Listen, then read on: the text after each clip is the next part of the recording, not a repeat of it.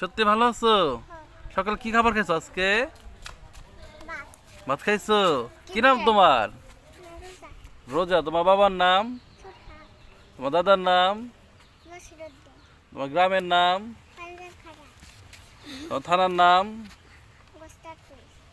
Post office নাম কি তোমার? গড়পাড়া না? তোমার থানা মানিকগঞ্জ, জেলা মানিকগঞ্জ। আসলে সবাইকে আমাদের যে ছোট কিশোর যারা ছোট্ট বন্ধু আছে তাদের সবাইকে তার অ্যাড্রেসটা কিংবা ঠিকানাটা শেখানো উচিত।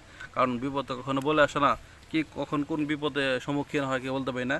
যদি তাদের যথাযথভাবে আমরা ছোট অবস্থা তাদের নাম, গ্রামের নাম, বাবার নাম, দাদার নাম, পোস্ট অফিস, জেলার থানায় গিয়ে বলে থাকি যে হয়তো বা আল্লাহ না করুক কারো দুর্ঘটনা যেন হয়, কেউ যদি হারিয়ে না যায়। যদি হারিয়ে যায় তখন কিন্তু সেই শিশুটা বলতে পারবে।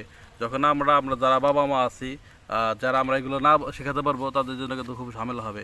অবশ্যই আমরা শিশু কিশোরদের অনেক ভালোবাসবো, যাদের সন্তানদের, এবং যারা আছে আমাদের প্রতিবেশী ছোট্ট বন্ধু যারা ছোট্ট এরকম বাবু, সবাইকে আমার নাম ঠিকানা জিজ্ঞাসা করবো, এগুলো শিখে থাকবো।